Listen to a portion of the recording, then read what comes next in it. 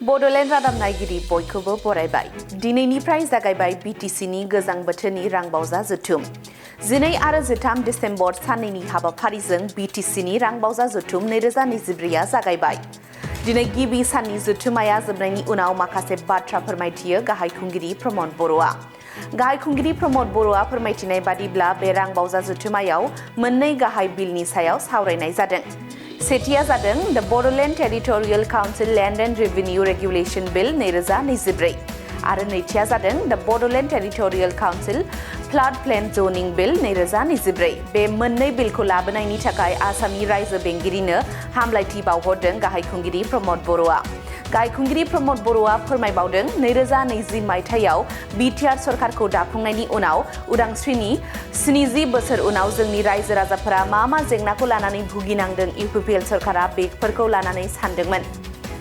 हानि जेंनायानो मोनसे मेजर जेंनामोन आरो हानि जेंनाखौ सुस्रांनो थाखाय गोबां हाबाफारिखौ मावनाय जादों।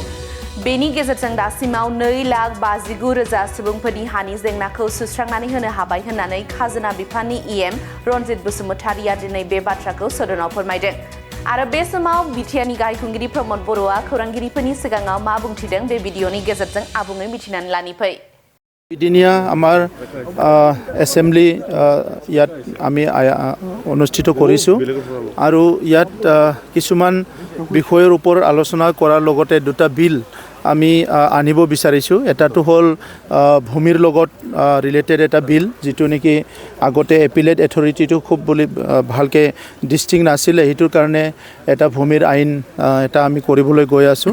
ছেকেণ্ডটো হৈছে আমাৰ যিটো ফ্লাড জ'নিং এটা বিল আমি আনিব বিচাৰিছোঁ। এই দুটা বিলক লৈয়ে আমি বিশেষকৈ আমি এই আমাৰ ছেশ্যনটো এইবাৰ মানে অনুষ্ঠিত কৰা হৈছে।